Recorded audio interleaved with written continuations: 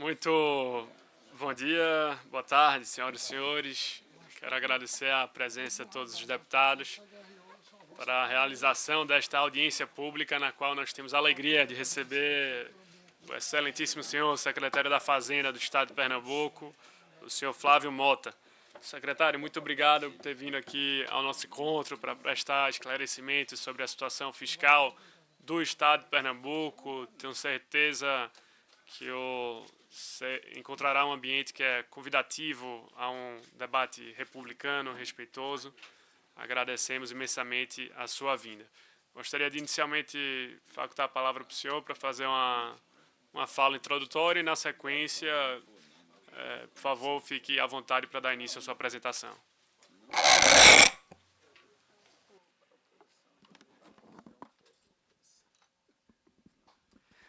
Boa tarde, presidente. Obrigado pela acolhida. Me sentindo aqui à vontade, embora esteja estreando aqui com vocês, né?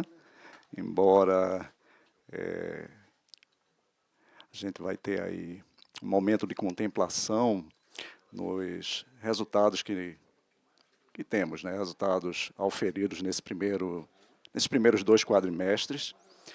É uma obrigação nossa, mas eu não entendo como obrigação apresentar ao nosso legislativo meramente uma obrigação, é isso que eu quis dizer, não é meramente uma obrigação, é para além disso, né, apresentar os nossos relatórios, aqueles relatórios que a Lei de Responsabilidade Fiscal nos propõe como executivo apresentar àqueles que nos fiscalizam, né, assim, e vamos estar diante dos números, a oportunidade de a gente refletir em como está a execução do orçamento e também como está a trajetória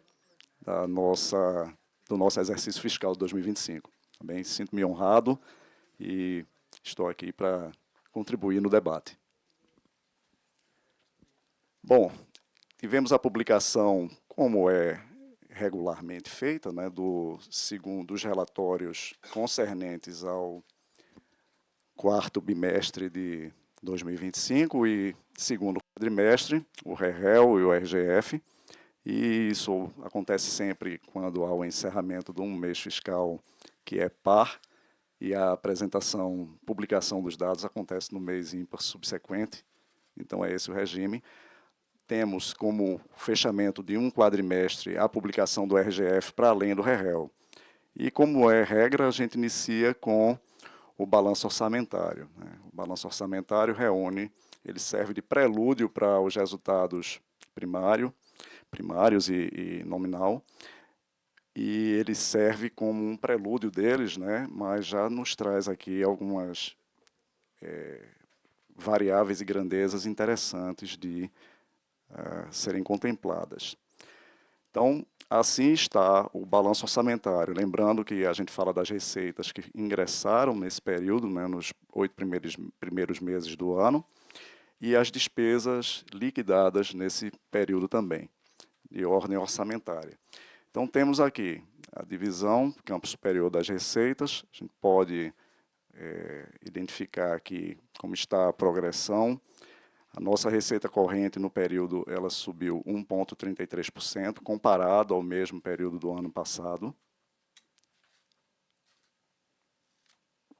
Ou seja, os 8 primeiros meses. E temos aí os crescimentos por cada agrupamento de receita individualizado, né? Temos impostos, taxas e contribuições de melhoria, que são as receitas próprias do Estado, crescendo a um ritmo de 4,85%. E aí a gente sabe que esse percentual ele é uma ponderação das diversas receitas reunidas nessa categoria, quais sejam o ICMS, que é o nosso principal tributo, o IPVA, que é o nosso segundo principal tributo, certo? E o ICD, sem dúvida, mas ele nesse caso, o recipiente ele é bem menor na sua participação no cômputo da receita do Estado.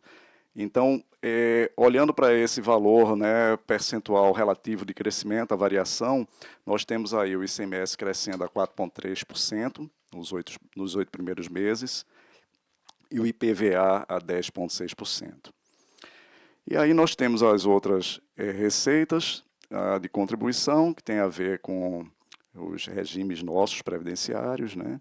Nós temos, seguindo aí, em termos absolutos, se a gente vir entre as componentes que são mais representativas da nossa receita corrente, uma que chama atenção, porque temos visto aí, enquanto que em impostos nós tivemos um desvio absoluto próximo de 700 milhões, por outro lado, no agrupamento de outras receitas correntes e de transferências correntes, nós tivemos decréscimo relativo de arrecadação. Então, é importante, dado que é algo excepcional quando a gente faz uma leitura ligeira, mas requer que debrucemos um pouco sobre essas duas partições da arrecadação. Sobre transferências correntes, o nosso FPE tem crescido de forma vigorosa, nos deu um diferencial no período de 8 meses de 900 milhões de reais. Então, algo neutralizou o crescimento do FPE nessa mesma categoria de transferências correntes. O que teria sido, né?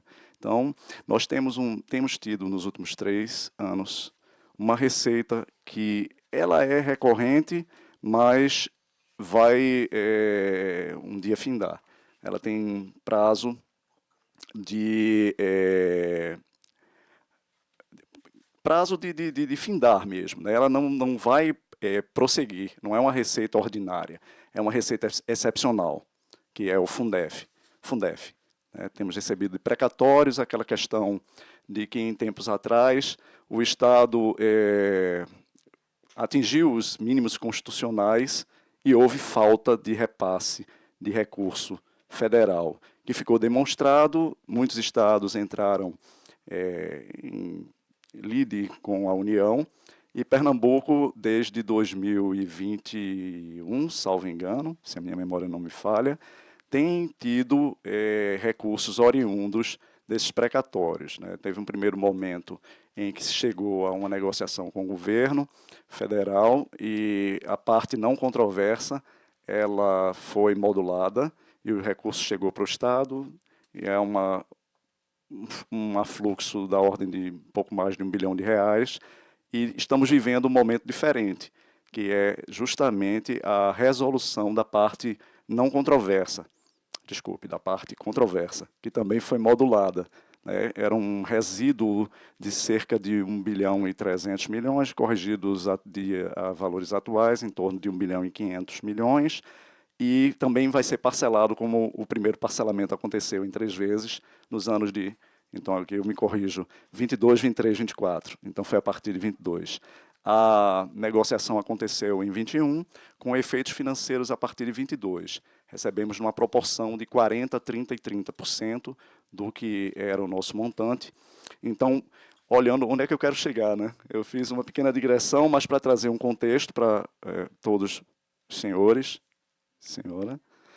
E é isso. Então, estamos comparando bases desiguais. Enquanto no ano passado, nesse período dos 8 primeiros meses, havia um ingresso, a gente havia registrado um ingresso de R$1 bilhão e, para ser bem preciso, R$1,5 bilhão, aproximadamente, R$1,5 bilhão em números redondos, aproximado da segunda casa.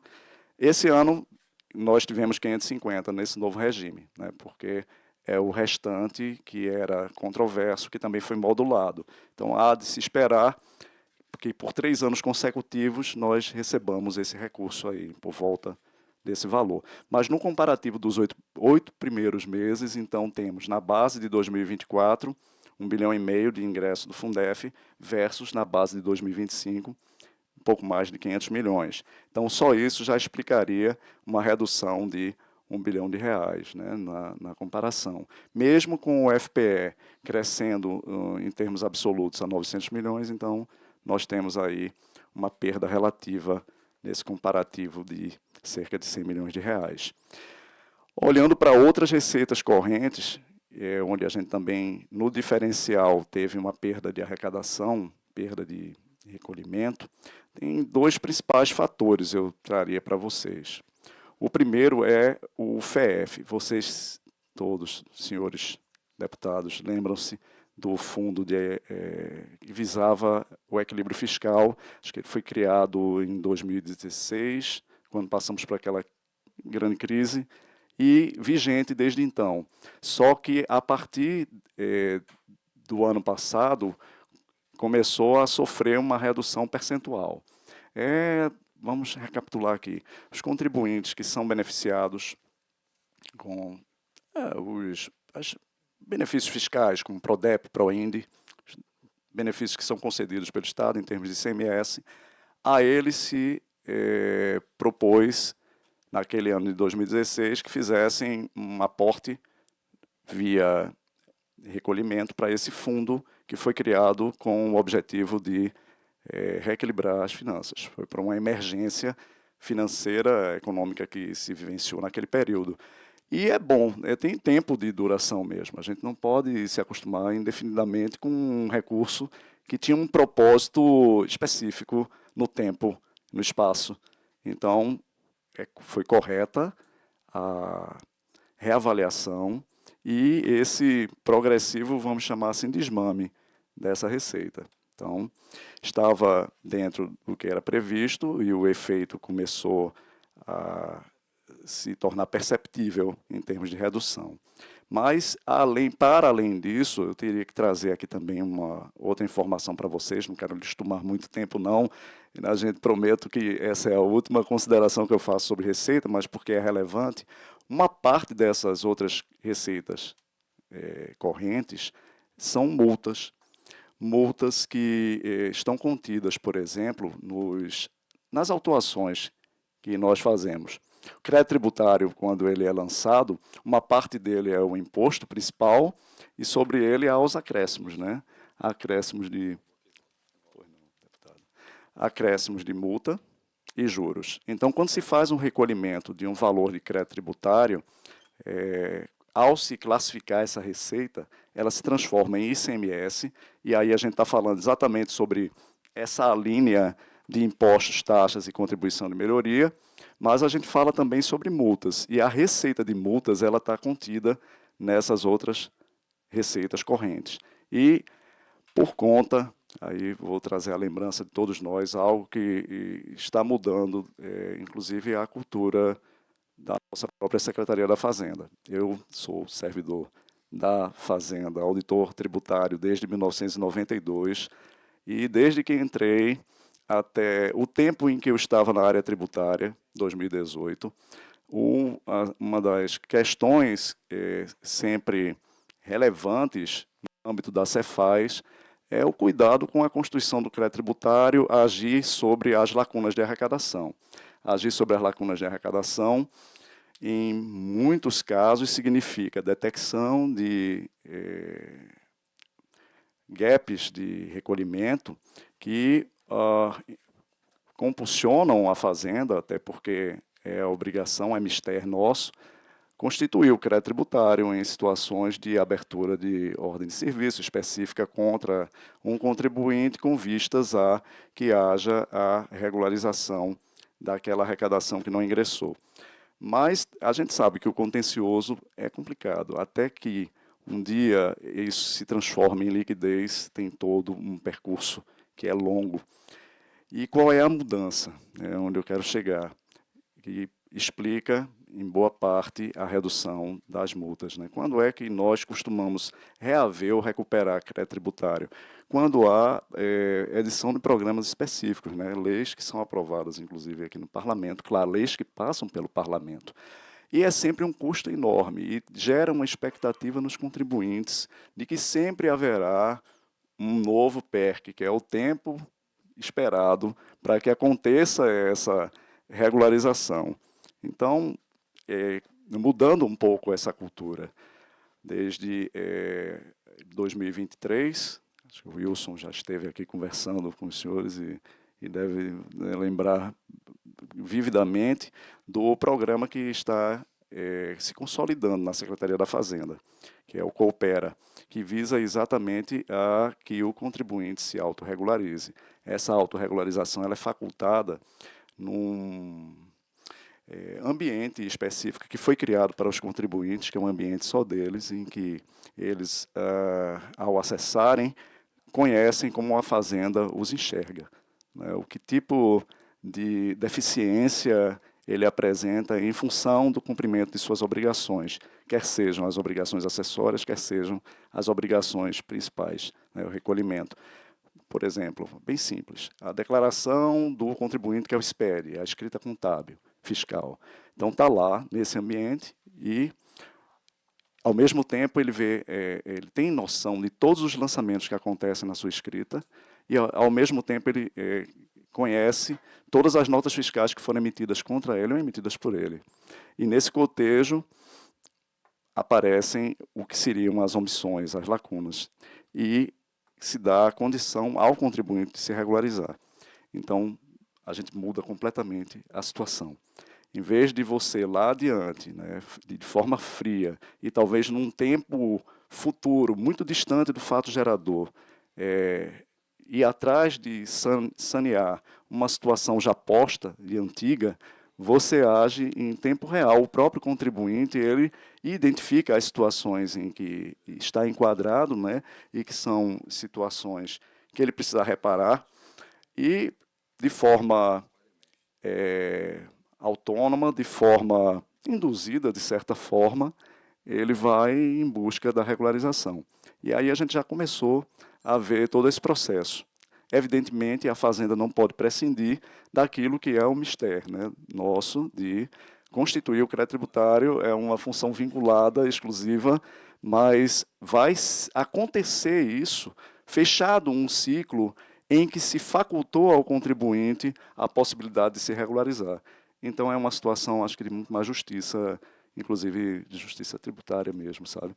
E essa conversão é muito melhor. Em vez de a gente ficar aguardando um afluxo de receita que tem uma certa sazonalidade, uma imprevisibilidade, você passa a ter uma receita mais previsível. Você conhece o que o contribuinte declara. E se você tiver uma certeza de que essa inadimplência vai ser menor, você já pode colocar no seu fluxo de recebíveis, o valor que você imagina que virá do cumprimento fiel desse contribuinte. O estímulo está também em ele conhecer como a Fazenda o vê.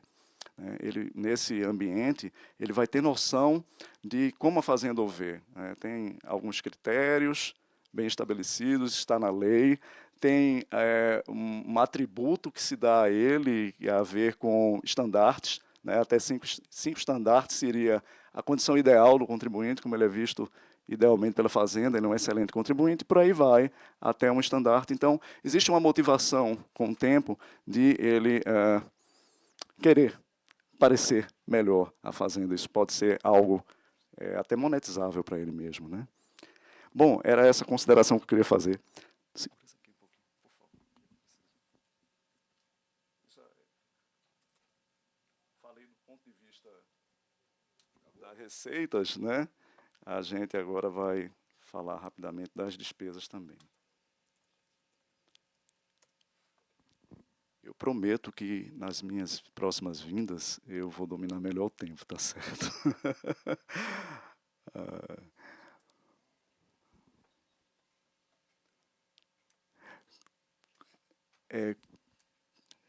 Eu acho que eu vou ficar vendo daqui mesmo, se for possível. Eu mesmo faço.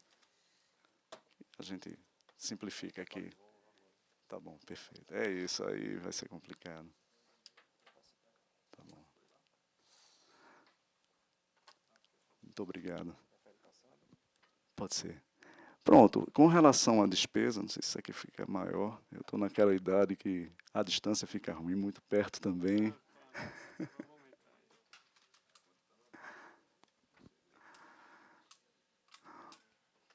Pronto, com relação às despesas, né, com relação às receitas, era isso que eu tinha um pouco a destacar para explicar as questões. Deixa eu botar em modo apresentação, será? Mas eu me aproximo, não tem problema não. Com relação às despesas, né, nós temos aí as despesas orçamentárias subdivididas nos seus grupos tradicionais de despesa corrente e despesa de capital. As despesas correntes, a principal delas, a gente sabe, é pessoal e encargos, né? e ela apresentou um crescimento nesse período, né, nos 8 primeiros meses entre 2020, entre janeiro e agosto de 24 versus janeiro e agosto de 25, de 8,7%. Esse crescimento ele se deve muito ao triênio, né, em que se definiram a trajetória de atualizações salariais, né, de dissídios com os servidores, e é natural, para além do crescimento vegetativo. É de se esperar um crescimento vegetativo por força de promoções e progressões, né, da ordem de 1,2%. Houve contratações também, inclusive da polícia, né, SDS, nós tivemos recentemente. Então, tudo isso impactou. Mas o grande impacto aí, de fato, foi o acréscimo em virtude das negociações com os servidores. O segundo ano... O segundo ano de vigência dos reajustes, né? A gente lembra que foi negociado com um conjunto de servidores um plano de reajuste trienal. Houve o primeiro ano 24 de vigência, 25, 26. Então, 25 foi um ano de novo reajuste. Então, a gente está comparando exatamente o valor ajustado com o valor base do ano anterior. Juros e encargos da dívida cresceram dentro de uma proporção, a mesma proporção esperada das novas contratações de operação de crédito, então é natural haver o crescimento nessa ordem. E outras despesas correntes, 4,85, é algo que é interessante fazer o registro, 4,85 para outras despesas correntes, custeio, basicamente, aquele custeio que é o custeio ordinário, o custeio que você pode comprimir eventualmente, não comprimir, mas onde impera ou se espera que impere a qualidade, né, do gasto. E aí está bem controlado, 4,85%, crescendo a um percentual menor do que as despesas orçamentárias. E, entrando aí em despesas de capital, nós temos aqui... Eita, eu acabei esquecendo de ressaltar ainda no campo de receita uma informação valiosa, né? Que há uma variação grande, foi nessa transição, que eu acabei deixando de reforçar e salientar, chamar a atenção, que é um dado importante para todos nós aqui. No período entre janeiro e agosto de 2024, houve um afluxo de receitas de capital, contratação de operação de crédito, da ordem de 765 milhões. Para esse mesmo período do presente ano, nós tivemos uma elevação de 195%, ou seja, ingressos decorrentes das operações de crédito que foram contratadas pelo Estado aconteceram nessa dimensão de 2,259 bi. Quer dizer, uma variação, desculpa, para ser preciso, isso mesmo, 2,259 bi, uma variação de quase 1,5 bilhão, que foram as operações de crédito que foram contratadas pelo Estado em virtude da nossa capacidade de pagamento, que atestada pela STN. Estamos vivendo o segundo ano já de conceito junto à STN como Capag B, B+, nos 2 anos, né? Quer dizer, ao analisar o exercício de 2023 e ao analisar o exercício de 2024, a STN atestou a condição de equilíbrio fiscal do Estado nas 3 dimensões que são habitualmente apreciadas, que são liquidez, poupança corrente e nível de endividamento. Então, por 2 anos consecutivos, estamos nessa trilha e, em decorrência disso, o Estado consegue contratar operações de crédito a percentuais de remuneração menores, né? Porque há limitações que a própria STN impõe para os organismos financeiros, as instituições financeiras, do que é aceitável ser aplicado para um Estado Capag, além do espaço fiscal natural que decorre exatamente de se enquadrar nessa situação. Então, esse era um registro que eu acabei deixando de fazer, lembrei dele quando olho agora para as despesas de capital, né? porque há uma correlação direta.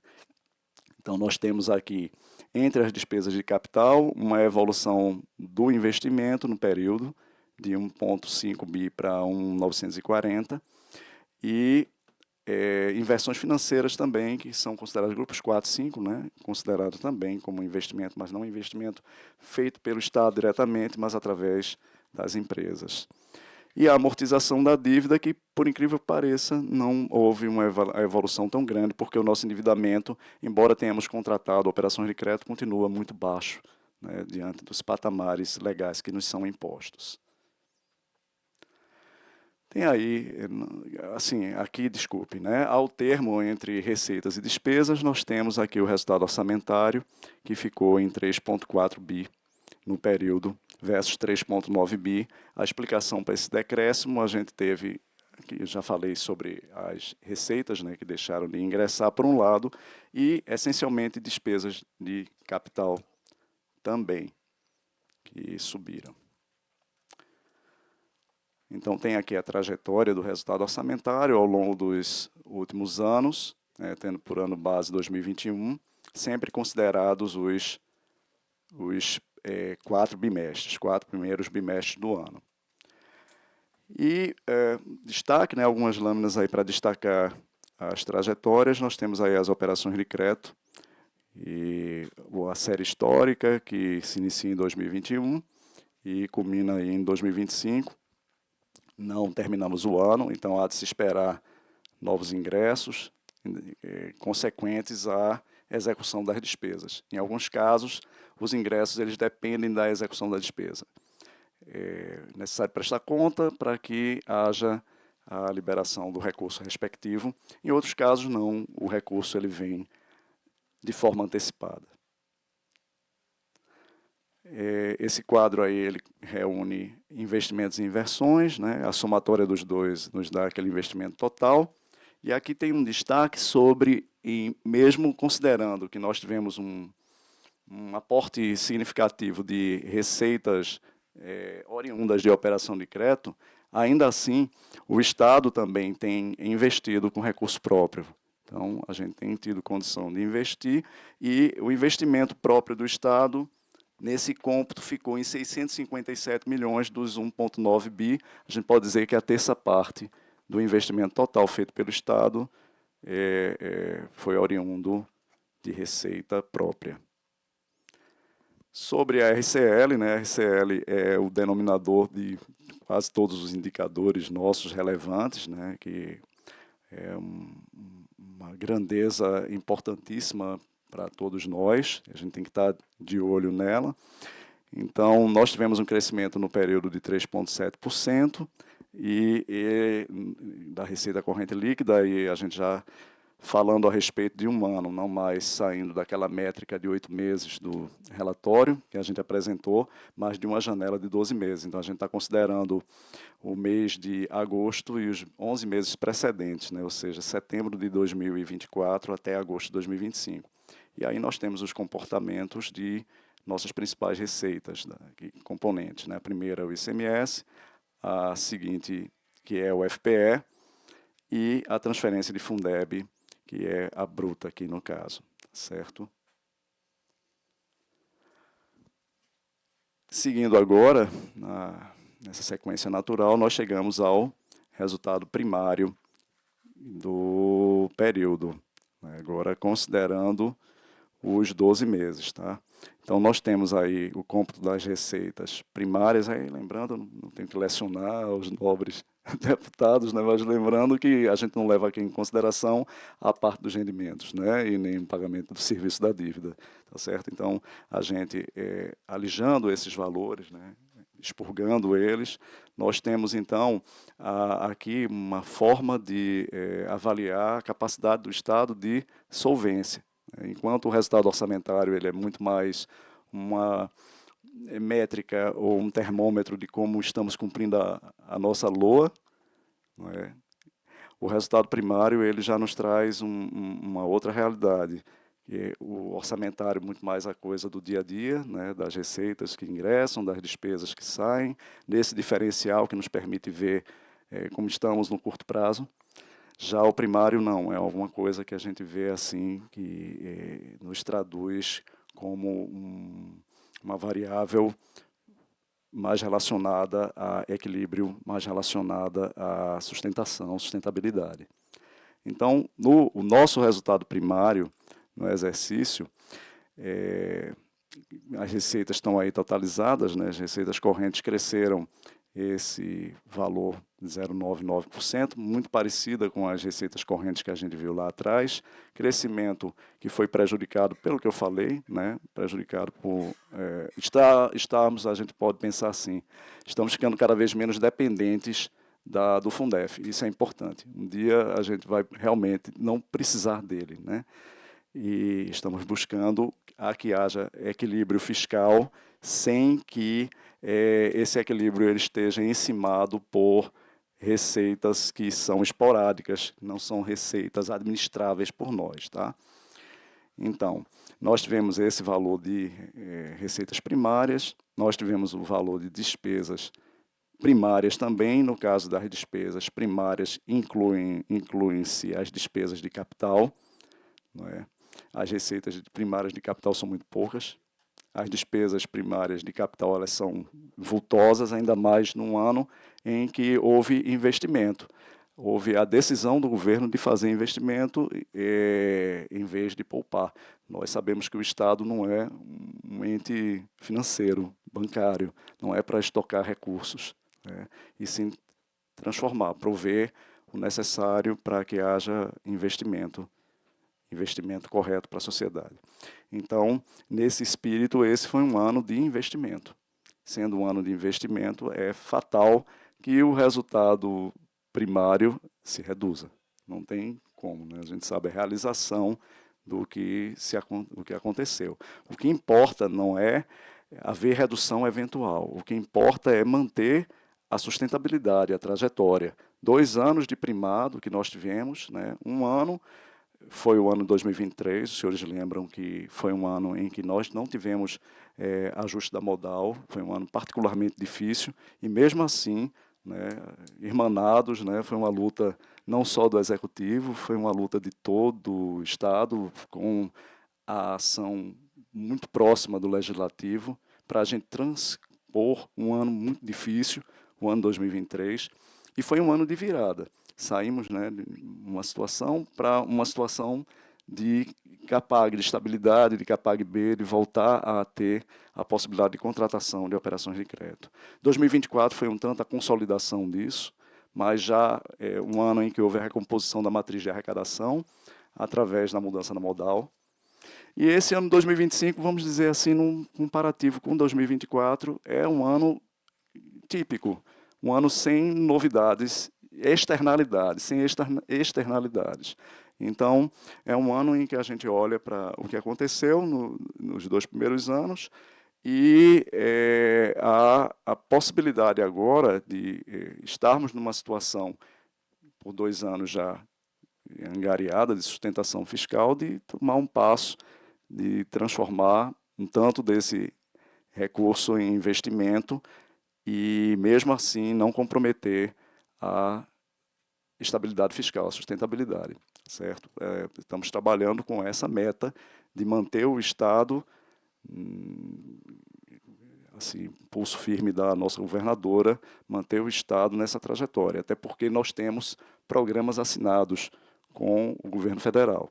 O programa de ajuste fiscal, que dura desde quando fizemos a reestruturação da dívida, e funciona até hoje, e o PEF, né, o Programa de Equilíbrio Fiscal, que nós assinamos transientemente no tempo em que ficamos com a CAPAG-C e impedidos de utilizar um espaço fiscal residual que tínhamos para contratar novas operações de crédito. Então, se aproveitou esse momento para assinar um novo programa com o governo federal.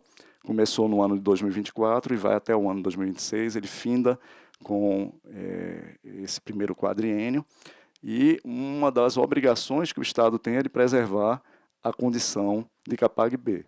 Uma das metas, compromissos do PEF é exatamente manter a CAPAG-B. Então, mesmo considerando, eu estou dizendo porque notoriamente tivemos uma redução do resultado primário, pela explicação que eu pretendi trazer aqui para vocês, mas ainda com o olho no cumprimento das obrigações. Só para lembrar, as metas da CAPAG, que estão mais associadas ao PAF, o indicador de liquidez se exige que o Estado seja positivo, ou seja, maior do que zero. No caso do PEF, um dos compromissos firmados vai além disso, não é suficiente ser maior do que zero. Tem que atingir minimamente 0,15% da RCL. Quer dizer, não é muito, mas é mais do que zero, né? Então, é uma meta que está sendo acompanhada de perto, né? Essas variáveis são importantíssimas. Isso vale para o Estado, um recurso tremendo de espaço fiscal passível de operação de crédito para o próximo ano. É um bem do Estado, então a gente tem que estar firme nessa trajetória.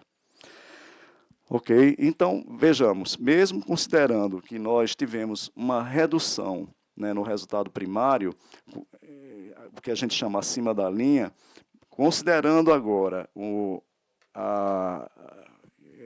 acréscimo, né, de juros passivos e juros ativos, o Estado fica solvente, para lá de solvente. Continuamos com saúde bastante para honrar com os nossos compromissos de curto e médio prazo. Certo? Então, não nos traz preocupação. O que se pode dizer é que foi um movimento calculado para que tivéssemos investimento esse ano. E um investimento bastante significativo, como nós vimos há pouco.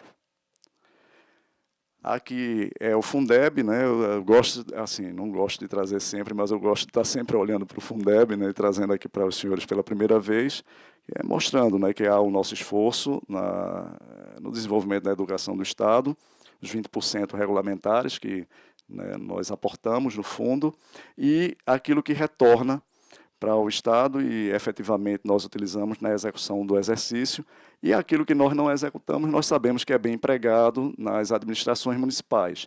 Então, aquela parte que a gente olha como um déficit não deve ser olhada como um déficit, né? Deve ser olhada como um investimento que é feito através dos municípios de recursos na educação. Entrando no RGF, a gente vai ver os indicadores que tem por denominador a receita corrente líquida, né? E nós temos a despesa de pessoal.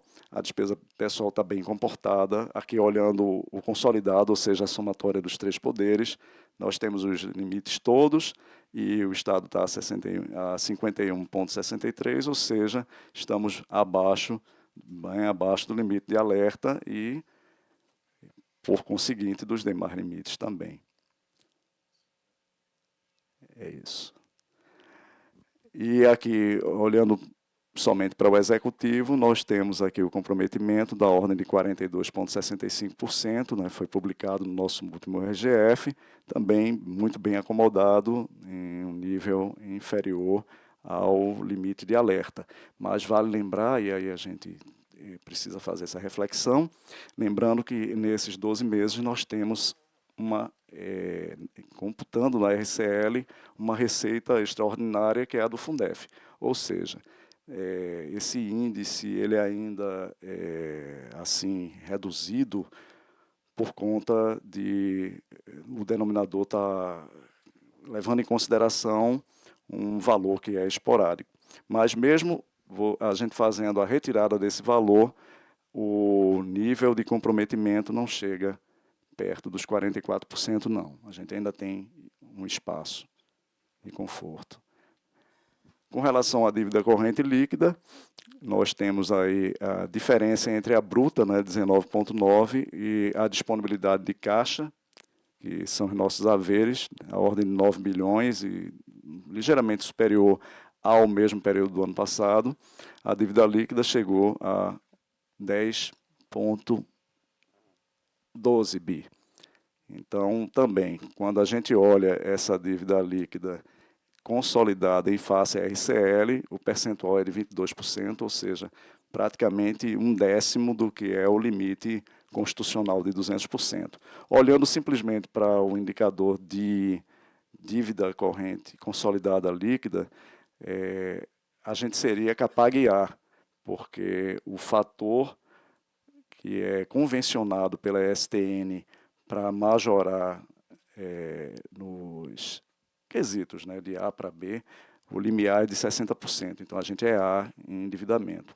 Ou seja, temos espaço ainda, de fato, para a contratação de operações, endividamento do Estado, endividamento que seja feito de forma prudente para que não comprometamos, né, as gerações seguintes. Sempre é isso, né? A gestão fiscal são 3 pilares. Não à toa a STN ela faz esse acompanhamento de liquidez, poupança corrente e de endividamento, pensando na estabilidade fiscal ao longo do tempo, né? A liquidez é o imediato, a poupança corrente lá é feita de forma trienal, eles fazem um ponderador, né, de 3 anos, e o endividamento é para a vida, né? Então, os 3 fatores nos trazem o status, né, nos ajudam a entender melhor, discernir como é que o Estado vai se comportando do ponto de vista fiscal. Os limites constitucionais também, que constam no RGF, né, a gente faz a publicação. Nós temos aí o da educação e o da saúde. O da saúde ele está ligeiramente maior do que no exercício anterior, em termos percentuais.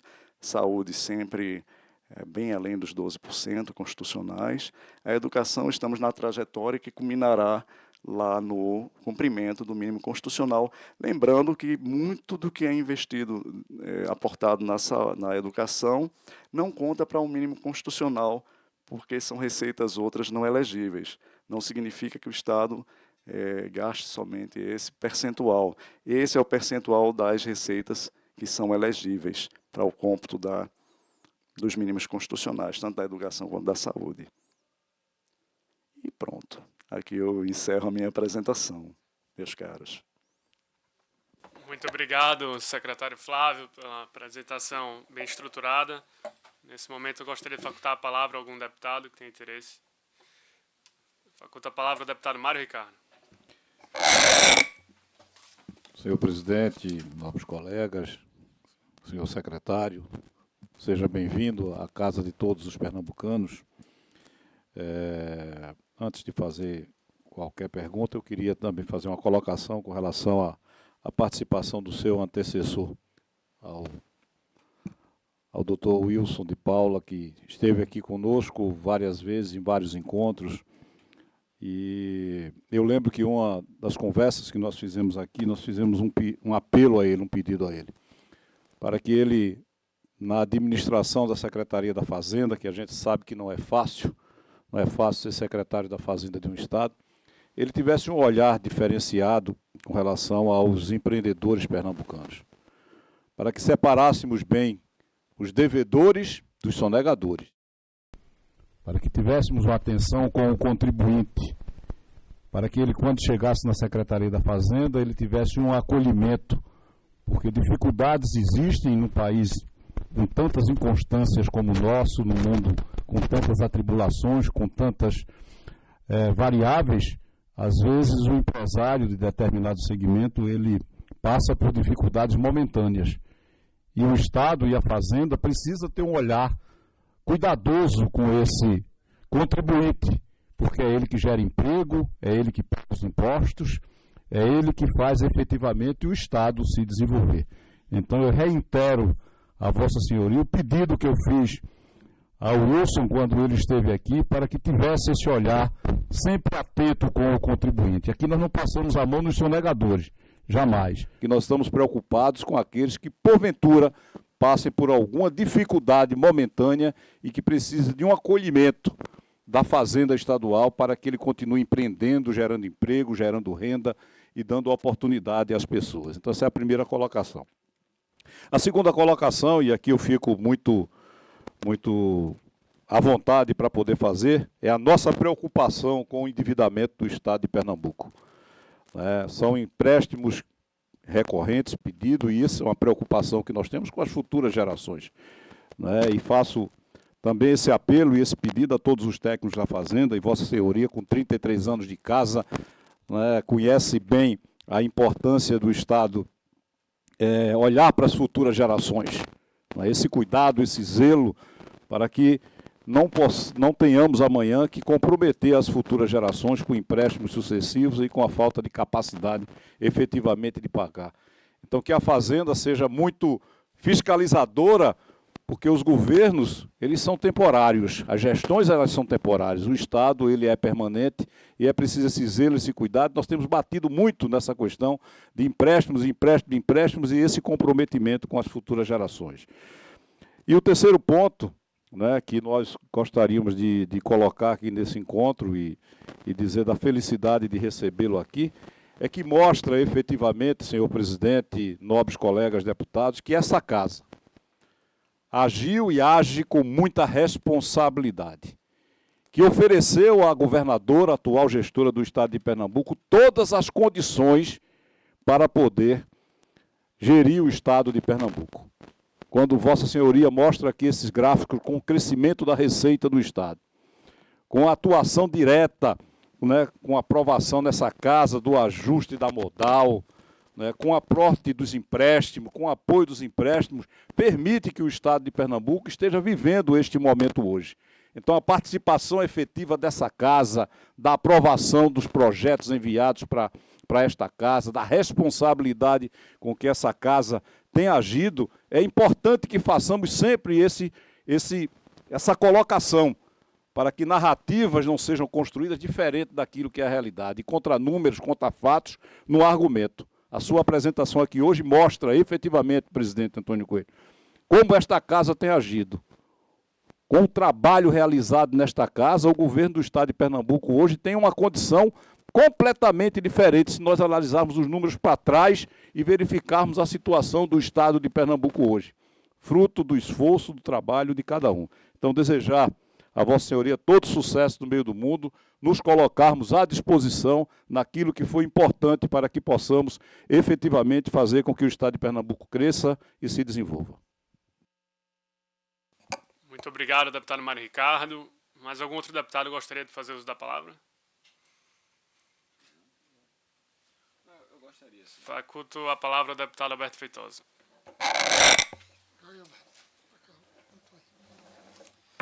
Senhor secretário, primeiro agradecer aí a vinda de Vossa Excelência, depois desejar a Vossa Excelência muito sucesso nessa difícil tarefa de administrar a Secretaria da Fazenda do Estado de Pernambuco, no momento em que passamos por uma série de ajustes fiscais e nova legislação. Agora, duas coisas, até para o exercício do meu mandato aqui, até para o meu posicionamento no exercício do voto, atuação nessa comissão, como também em outras comissões, duas coisas me intrigou, o que me chegou pela imprensa. Primeiro é a questão da devolução de 75 milhões por parte do governo do Estado à União para recursos esses que estariam sido disponibilizados para aplicação no aeroporto de Caruaru. Com todo o esforço que se faz aqui, com toda a luta de aprovação de empréstimo, com debates que nós travamos aqui com relação à abertura de projetos que discutem isenção de ICMS, de IPVA, e aí sempre o governo faz uma fala muito dura, dizendo que não pode abrir mão desse recurso, e nos causou estranheza. Logicamente, Vossa Excelência poderá explicar, o Estado abrir mão de um recurso tão grande, de 75 milhões, e vai bancar sozinho a obra do aeroporto de Caruaru. E depois, de forma muito direta, eu gostaria de saber o que é que de fato foram feitos com recursos do empréstimo de 1,5 bilhão.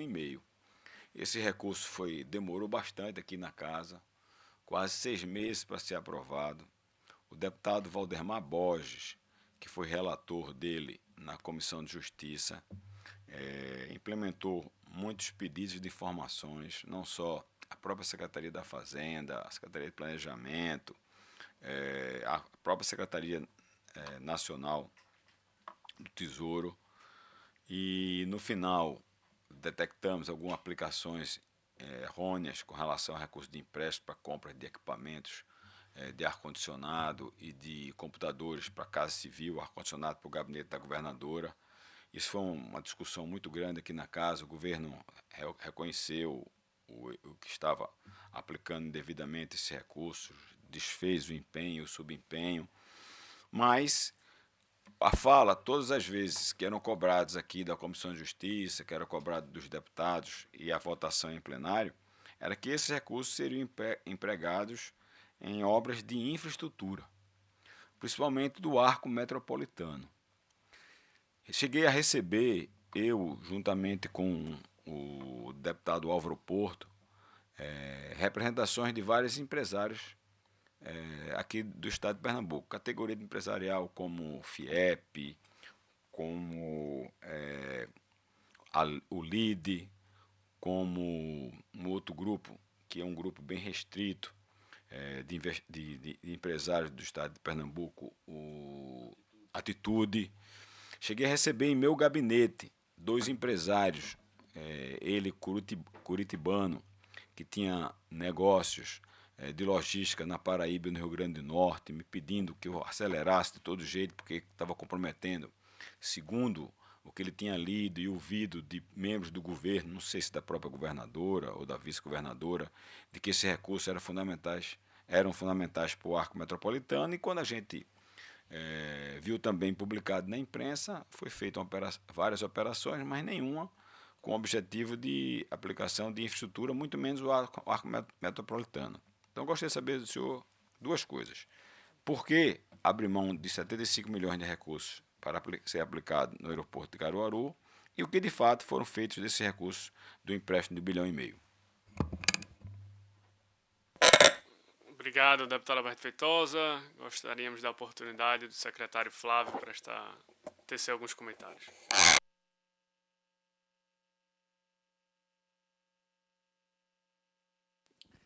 Iniciar em ordem.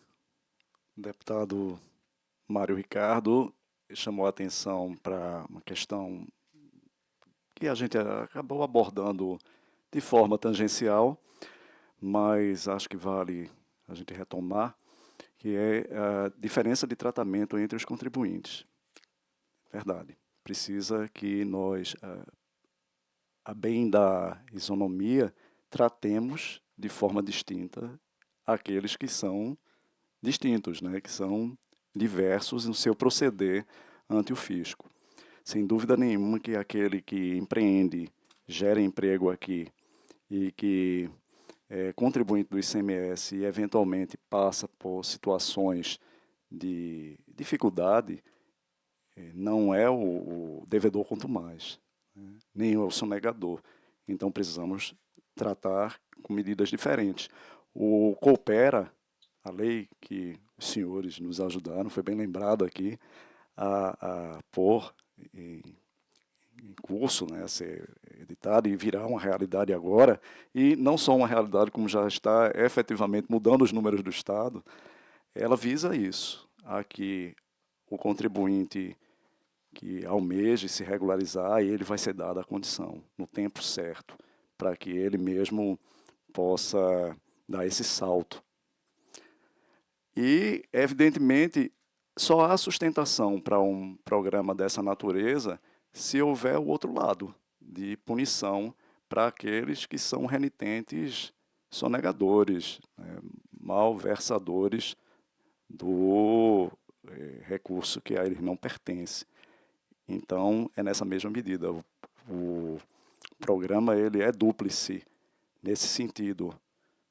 Atende a uma mudança de cultura na casa, né, a nós termos mais atenção para com respeito ao bom contribuinte ou aquele que prima por tentar ser regular ante o fisco, daquele outro que, de fato, merece um tratamento proporcional, como mau contribuinte que é. Esse era um ponto, então estamos atentos a isso, acho que está em perfeita consonância. Com relação ao endividamento, às vezes é a questão da janela de oportunidade também, né? Estamos num momento em que ainda há espaço fiscal disputado pelas UFs, né? Então, Pernambuco precisa correr atrás do que a ele compete, né? Porque nós, não se enganem, a gente disputa o espaço que a União tem entre todos os estados. Então, temos que ir atrás daquilo que nos cabe e a condição que se nos é dada para nos candidatarmos a ser entre os que disputam esse espaço fiscal, é isso que a gente luta aqui com vocês, com essa casa, todos os dias, né, de mantermos-nos sustentáveis, um estado equilibrado, reputado assim, e que nos dá a condição de lutar com os nossos irmãos, né, dos outros estados, em condição de igualdade, até em condição melhor. É isso que nós almejamos, né?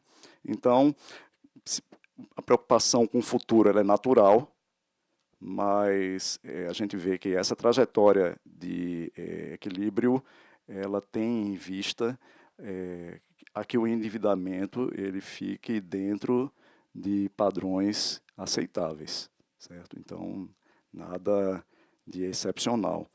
E quanto ao terceiro ponto, que é a participação efetiva da Alep nessa trajetória, não há o que dizer, né? Há que registrar aqui o reconhecimento da importantíssima, fundamental participação do Legislativo naquilo que é de interesse do nosso Estado, de interesse da sociedade pernambucana, do nosso povo. Então, temos mais aqui, registrar aqui, sem dúvida nenhuma, um voto de reconhecimento.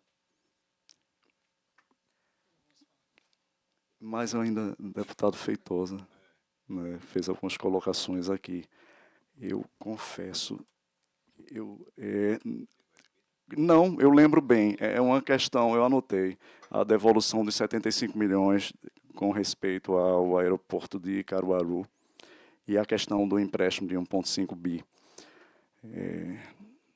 Com relação à devolução de 75 milhões, eu confesso que eu não tenho informações demais a respeito disso, a não ser as questões postas na imprensa. Eu preciso me inteirar melhor. Vou ficar com essa falta aqui diante de ti, mas vou atrás dessas informações para me cercar melhor de conhecimento com respeito a... O que a gente sabe é que o aeroporto precisa de investimento, aí não há dúvida nenhuma, né?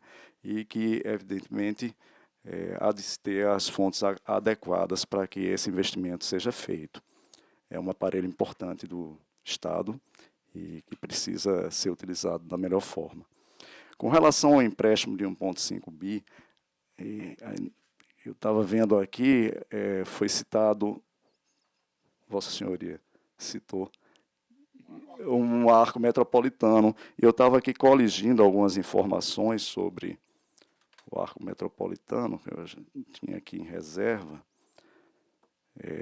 Deixa-me ver exatamente o que é que nós temos aqui. Houve já aqui estava lendo aqui sobre a licitação. O arco ele é subdividido em norte e sul, e houve a licitação do arco norte, que está estimado em 612 milhões. Para haver a licitação, é necessário ter lastro orçamentário e lastro fiscal. Então, essa operação de 1,5 deve lastrear, em parte, o arco metropolitano, sim.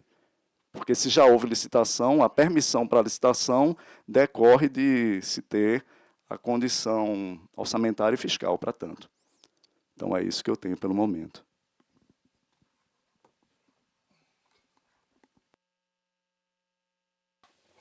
Obrigado, secretário. Muito importante que obtenhamos essas informações a respeito do aeroporto de Caruaru, enquanto existe a compreensão que Vossa Excelência acabou de chegar a esse novo desafio da Secretaria da Fazenda. Os questionamentos do deputado Feitosa são legítimos e eles foram, infelizmente, insuficientemente respondidos. Então, solicito que Vossa Excelência preste o quanto antes esses esclarecimentos por escrito. Eu gostaria de facultar a palavra ao deputado Júnior Matuto.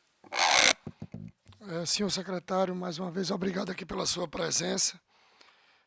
Só popularizando aqui a indagação do nobre deputado Feitosa. Na verdade, isso foi motivo, tanto foi para a imprensa, como foi a narrativa aqui por muito tempo nesta casa, que o arco metropolitano não saía por conta desse empréstimo.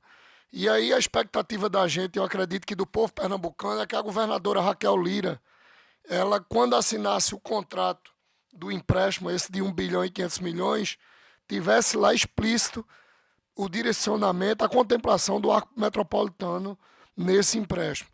E como o senhor rasgou elogio aqui à nossa casa, a Casa Joaquim Nabuco, a Casa do Povo, estamos falando aqui de deputados de oposição, que a gente nunca vai ser contra o estado de Pernambuco, e o que for bom para Pernambuco é bom para cada um de nós, certo? Quanto representante legítimo do povo, era bom também o senhor colocar no seu radar, que aí eu não sei se é uma decisão política ou administrativa, mas estamos falando com um técnico de carreira, eu lembro de Vossa Excelência, não lhe conheço pessoalmente, mas em governos passados, rasgar elogio a Vossa Excelência, que colocasse aí na sua agenda, no seu radar, na sua mira, também o pagamento de emenda dessa casa, que é importantíssimo, porque, na verdade, quando se paga uma emenda de um deputado, não está pagando ao deputado, e sim uma ação concreta que vai aos municípios, às entidades, e que todas as vezes que a gente indica uma emenda e que ela não é consolidada, ela não é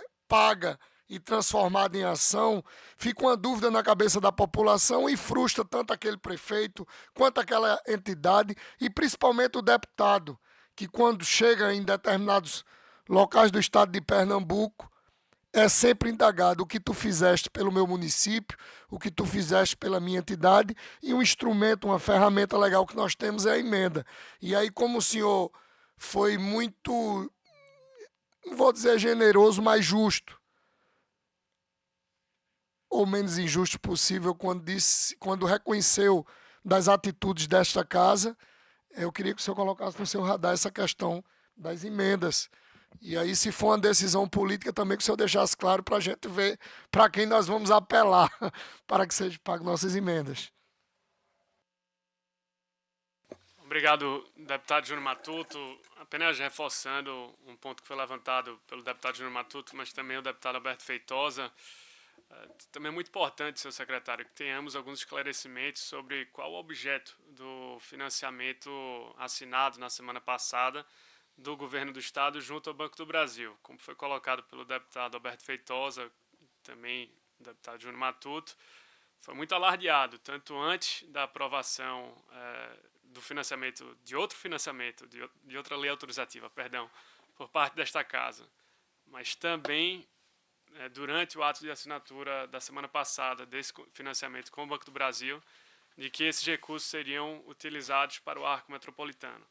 Entretanto, a lei que deu lastro para esse financiamento foi justamente referente ao plano de equilíbrio fiscal que foi aprovado no final do ano de 2024. Parece ter esse descasamento de informações. E sobre uma possível razão que Vossa Excelência levantou, de que era necessário haver lastro financeiro orçamentário para a licitação, essa licitação ocorreu muito tempo atrás, e foi iniciada muito tempo atrás, antes da aprovação dessa suposta nova lei autorizativa que seria necessário para as obras do arco metropolitano e a extensão da duplicação da BR-232. E, ademais, como essa comissão já sabia, mas como outros deputados já sabiam também, arco metropolitano, extensão do BR-232 não consta no objeto do contrato que foi assinado na semana passada. Portanto, seria interessante nós termos uma informação concreta sobre como será utilizado esses recursos que foram fruto do financiamento que foi assinado na semana passada junto ao Banco do Brasil. Dando sequência aqui à nossa discussão, eu gostaria de conceder a palavra ao deputado Diogo Moraes. Obrigado, senhor presidente. Queria cumprimentar o secretário Flávio. E só complementando a fala de Júnior Matuto, para ser um pouco mais incisivo, secretário, nós temos ainda um saldo devedor de 2024, mais ou menos 80 milhões de reais das nossas emendas. Sem falar no que ficou de 2023, que esse realmente ficou totalmente perdido, né?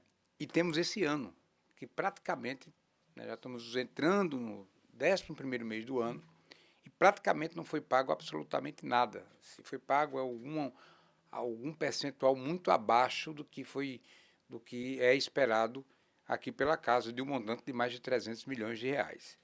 Então, eu queria saber de Vossa Excelência de que pé anda e qual o planejamento que se tem para vencer essas emendas até o final do ano.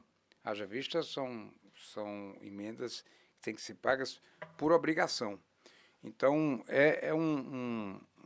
toda vez que o secretário Wilson vinha aqui, sempre tinha essa discussão e não sei por que esse ano desandou de forma que parece um trem que descarrilhou, né? Porque as emendas, elas, pelo menos as de transferências especiais, que é algo que é muito mais fácil de se pagar, não é que não é somente a questão entre a entidade prefeitura com o governo, através das nossas indicações, seria uma coisa mais simples de pagar, e emperraram esse ano fora da saúde, que sempre era colocado uma dificuldade pelo governo perante as emendas. Então, essa é uma preocupação nossa, que não venha a ficar um pouco mais arrefecido os nossos diálogos e as nossas relações entre a casa e o governo por conta dessas emendas, e que está sendo uma coisa recorrente. Então, é claro que o senhor chegou agora e estamos passando essas informações que o senhor, logicamente, tem conhecimento,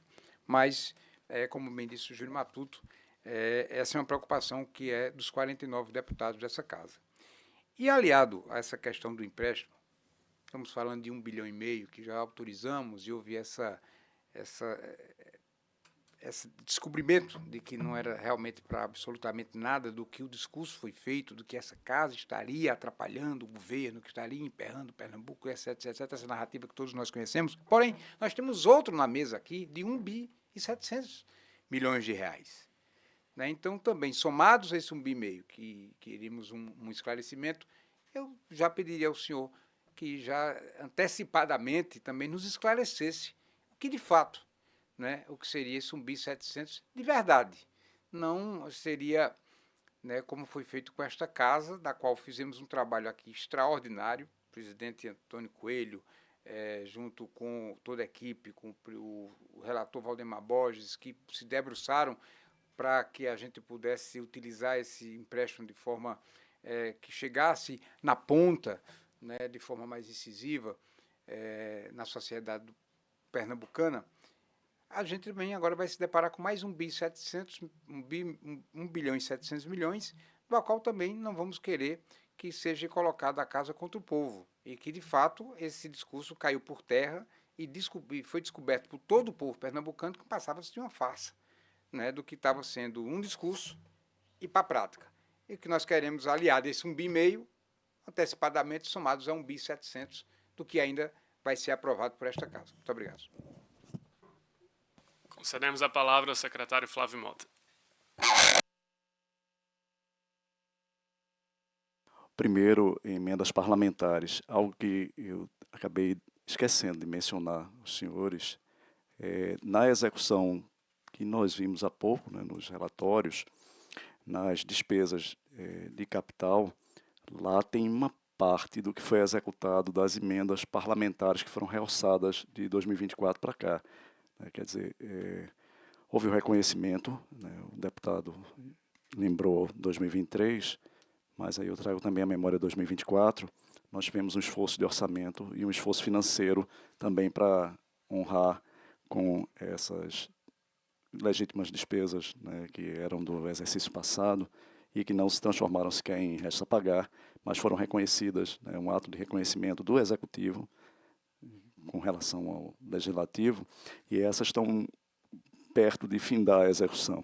A gente está falando de 2024, era algo para já se ter encerrado, mas nós sabemos que o rito de execução de emendas ele não é tão linear quanto a gente gostaria, ele não é tão regular como a gente gostaria. Existem dificuldades, eu creio que os senhores estejam a par de que criou-se um grupo técnico de trabalho que se reúne com uma boa periodicidade para tratar exatamente dessa questão e tentar deslindar pontos que são de difícil execução lá na ponta, nas unidades gestoras. O que eu posso dizer do ponto de vista da Secretaria da Fazenda, nós intervimos em 2 pontos, né? No ato de autorização da programação financeira, que dá suficiência para a execução da despesa, e com relação a esse ponto em particular, é livre, a gente não tem nenhum tipo de obstáculo, o sistema está continuamente aberto para a introdução das programações financeiras e a autorização é em ato contínuo. Isso aí foi uma coisa trabalhada lá em núcleo de governo e com compromisso nosso para que a Fazenda não venha a ser uma instância, né, de transposição, nada disso, flui naturalmente.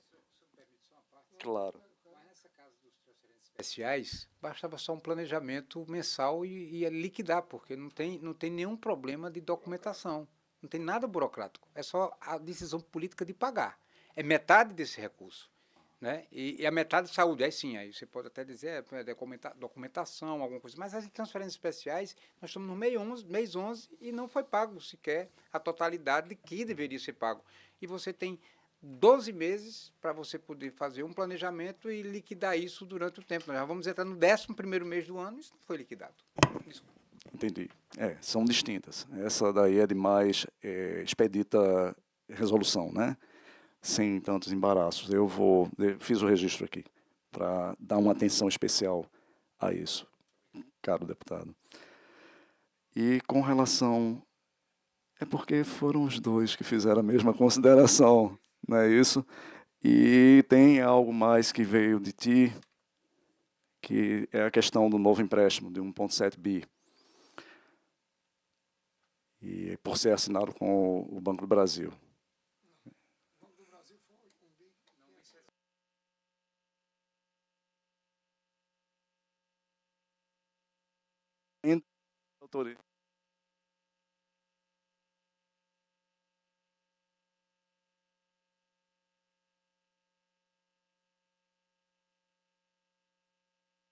A nossa preocupação é que a gente, com esses empréstimos, vive um verdadeiro paradoxo, né? Na verdade, a narrativa aqui, eu lembro que, por diversas vezes aí nas andanças da governadora, onde faltava água era por conta do empréstimo. Onde as estradas estavam ruins era por conta do empréstimo. E a nossa preocupação é quando a gente acha que sabe das perguntas, ela vai mudar as respostas. Então, popularmente falando, o que a gente queria, na verdade, era ter a consciência aqui, porque a gente vai ser abordado também pela população na rua, principalmente o deputado que anda mais do que mal notícia, é de que a gente estaria aprovando aqui uma autorização naquilo que ia mudar a realidade da vida das pessoas, como estão falando do arco metropolitano, entendeu, secretário? E assim, mesmo eu sendo matuto, mas aí, no que se diz respeito às emendas, o secretário deixou muito claro que não é a Fazenda que é empecilho, não. Tem que chegar, a bola chegando lá, ele empurra para dentro do gol, a bronca é sair da Casa Civil. Deixa eu retomar desse ponto. Estamos alinhados com a Casa Civil. Não. Mas veja, o que eu disse, deixa eu só retomar o que eu falei para trazer um pouquinho mais de clareza, que nós não sejamos obstáculo adicional. É isso que eu falei, tá certo? Então, a gente não é um obstáculo adicional. É esse o ponto que eu queria só realçar a tua fala. Mas interessante. Com relação ao que ainda virá, a lei autorizativa do próximo empréstimo, né, em face ao espaço fiscal que nós temos agora do PAF, salvo engano, é PAF 1,7 bi. Então, é isso. Começam as discussões, eu acho que precisa ter um nível de maturidade para que se chegue ao ponto de ter exata clareza necessária de sabermos para onde vamos. A necessidade de investimento do Estado, nós todos sabemos que é real. E a destinação do recurso, ela atende às necessidades da população, ela primado é esse, que tenha que atender às necessidades da população. Então, algo que deve ser conduzido no debate político, que é a ser travado entre executivo e legislativo, é assim como as coisas são. Muito obrigado, secretário Flávio. Antes de conceder ao senhor a oportunidade de fazer suas considerações finais, eu gostaria meramente de convidá-lo para uma audiência pública que esta comissão irá promover aqui na Assembleia Legislativa no dia 5 de novembro, na qual nós iremos debater projetos de isenção de PVA, redução de carga tributária no modo geral, situação econômica do Estado de Pernambuco. Teremos diversos representantes da sociedade civil e seria muito proveitoso e muito bem-vindo também a presença do senhor. Portanto, agradeço a todos. Gostaria de conceder uma última oportunidade ao secretário para que ele possa fazer alguns comentários finais. Sou eu quem agradece a oportunidade, presidente. Agradeço o convite e faço questão de vir, estar presente, né? O debate sempre é bom, o diálogo sempre é bom entre as instituições. E começando aqui uma trajetória com vocês também, espero, da minha parte, de pleno à disposição desse poder, para que tratemos das questões fiscais e questões importantes para o nosso Estado. É isso. Contem comigo. Obrigado, secretário. Agradeço a cada um dos parlamentares que participaram desta audiência pública. Obrigado a todos que acompanharam o nosso debate. Encerramos assim esta audiência pública. Muito obrigado.